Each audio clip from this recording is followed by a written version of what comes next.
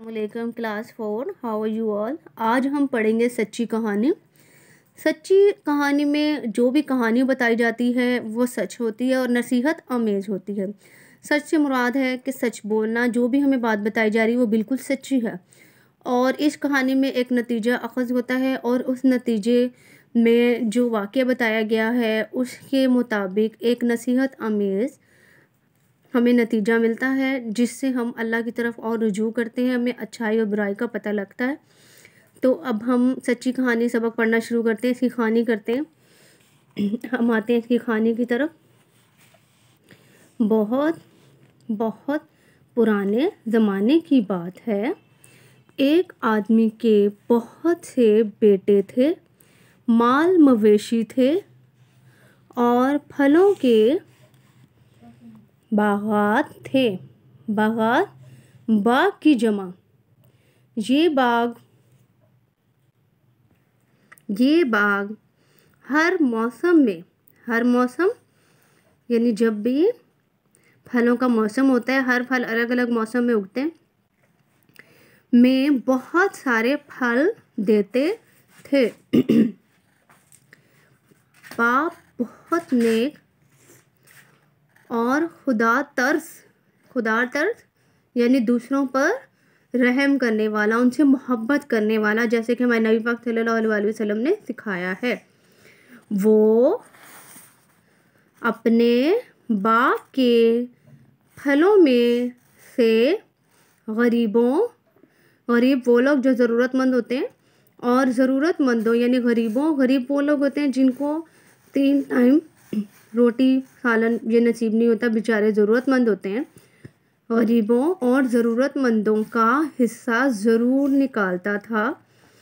जब भी बाग से फल उतरते, वो इनमें से एक हिस्सा गरीबों को दे देता और बाकी को बेच देता। यानी पहले वो गरीबों के लिए निकालता था और फिर अपने लिए। बाप एक दिन बीमार हो गया। अब ये जो हमें वाक़या दिया जा रहा है, ये इसमें बताया जा रहा है, इसमें ये बताया जा रहा है कि जो बाप था वो गरीबों की मदद करता था और एक दिन वो बीमार हो गया, यानी वो बूढ़ा हो गया था। अब बीमार हो गया तो चंद दिन बाद मर गया। अब उसके बेटे बाग के मालिक बन गए। उन्होंने बड़ी मेहनत की, बाग की बहुत देखभाल की। यही वजह थी कि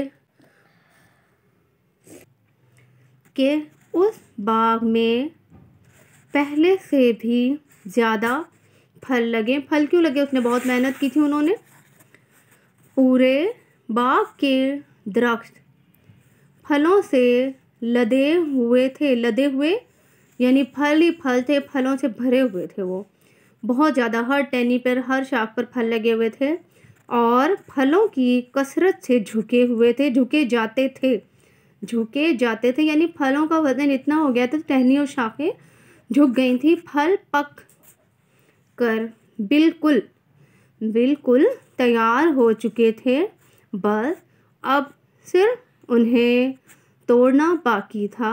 तोड़ना यानी फल बिल्कुल पक चुके थे, तैयार हो चुके थे, उन्हें तोड़ना बाकी था, उन्हें उतारना था और उनको पैक करके भेजना था। उन्हें तोड़ना बाकी था। बेटे ये सब देखकर बहुत खुश थे। वो चाहते थे कि इस बार वो पहले से ज़्यादा मुनाफा हासिल करके खूब मालदार हो जाएं। मुनाफा यानी जब हम किसी चीज़ को बेचते हैं तो हमें सिर्फ फ़ायदा हासिल होता है, हमें और ज़्यादा पैसे मिलते हैं, उसे मुनाफा कहते हैं। खूब मालदार हो जाएं यानी उनके पास पैसे और ज़्यादा आ जाएं।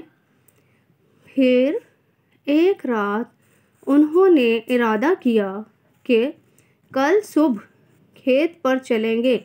खेत जहाँ पर हरियाली होती है, जहाँ पर सब्जियाँ फल वगैरह उगते हैं, खेत पर चलेंगे और सुबह सारे फल तोड़ लेंगे।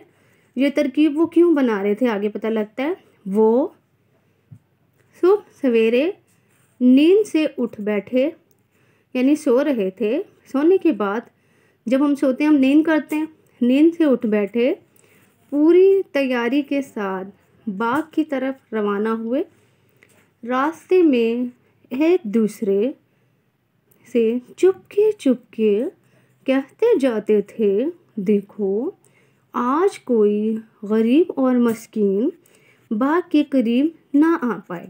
हम किसी को देखें, जिन गरीबों की उसके वालिद यानी उसके बाबा जो बीमार हो गए थे, बूढ़े, मदद करते थे, अब वो सोच रहे हैं कि वो गरीब आकर बाग में से कोई फल ना ले ले, वो सुबह सुबह ही चल पड़े। अब हम इसका नतीजा देखते हैं क्या होगा। गरीब और मस्कीन वो लोग होते हैं जिनके पास खाने के लिए कुछ नहीं होता, जिनके माँ बाप मस्कीन ना हो, मस्कीन बच्चे। अब वो क्या, जब उनका वालिद साहब जिंदा था तो वो गरीबों और मस्कीनों को आने देता था और सबसे पहले फल उनको देता था। ये देखिए फल भी बहुत ज़्यादा लगे होते थे, उनकी मदद करता था। गरीब कितने खुश थे। ठीक, जब ये वालिद साहब उनको दे रहे, जब वो सब ले जाते थे, अब बेटों ने क्या सोचा, आगे चलते हैं। अब उन्होंने सोचा किसी को एक फल भी ना देंगे, सारी मेहनत हम करते हैं और वो बिला वजह बहुत से फल ले जाते हैं। सारा फल ले जाते हैं, सारा फल तोड़कर हम खुद बेचेंगे और बहुत सारा रुपया हासिल करेंगे। यानी उनके दिल में लालच आ गया, वो शुभ शुभ निकल पड़े कि सारा रुपया हम हासिल करेंगे, गरीबों को नहीं देंगे। आगे चलते हैं। वो तेज तेज कदम उठाते अपने बाग में पहुँचे, मगर ये क्या, यहाँ की तो हालत ही बदल चुकी थी। क्या हुआ होगा, आगे देखते हैं। वो एक दूसरे से कहने लगे, कहीं हम रास्ता भूलकर किसी और जगह तो नहीं आ गए। सारे बाग के फल दरख्तों से टूटकर इधर उधर बिखरे हुए थे। सारा बाग उजड़ चुका था यानी फल गिर चुके थे, जो डालियां नीचे झुकी हुई थी वो सब उजड़ चुकी थी, खाली हो चुकी थी। फल यहाँ से फल गल सड़ और टूट फूट गए थे। गल सड़ यानी गल गए थे, इतने ज़्यादा पक गए थे, नीचे गिरे तो वो गिरने की वजह से फट गए, गल गए। इनकी हालत ऐसी थी कि अब ना ही उन्हें बेचा जा सकता था और ना ही खाया जा सकता था। वो अपने सर पकड़कर ज़मीन पर बैठ गए क्योंकि उनके दिल में लालच आया था। तो अब अल्लाह ने अब देखे क्या किया उनके साथ, आगे चलते हैं। उनमें से जो भाई समझदार था उसने कहा, ये अल्लाह ताला की तरफ से तुम्हारी नाफरमानी की सज़ा है। तुम अपने रब का जिक्र क्यों नहीं करते। यानी कि जब उनके दिल में लालच आया वो सुबह सुबह चल पड़े तो अल्लाह ताला ने वहाँ पे तेज़ आंधी और बारिश लाई और सारे फल नीचे गिर गए। आगे चलते हैं। फिर तो वो बहुत रोए और कहने लगे, बेशक अल्लाह ने हमें बहुत कुछ दिया मगर हम उसके नाफरमान हो गए। काश हम ऐसा ना करते। अब वो अफसोस कर रहे हैं क्योंकि उनके हाथ भी कुछ नहीं आया। सच्ची कहानी है ये, मगर अब तो जो होना था वो हो चुका। उनकी बुरी नीयत देखकर रात में अल्लाह ताला ने ऐसी ज़ोरदार आंधी चलाई कि सारा बाग उजड़ गया। ये था अल्लाह का अजाब। अब देखें बाकी हालत क्या थी।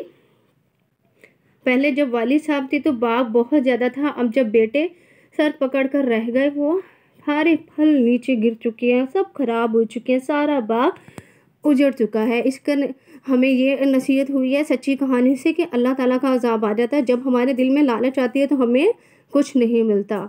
ओके, अल्लाह हाफ़िज़।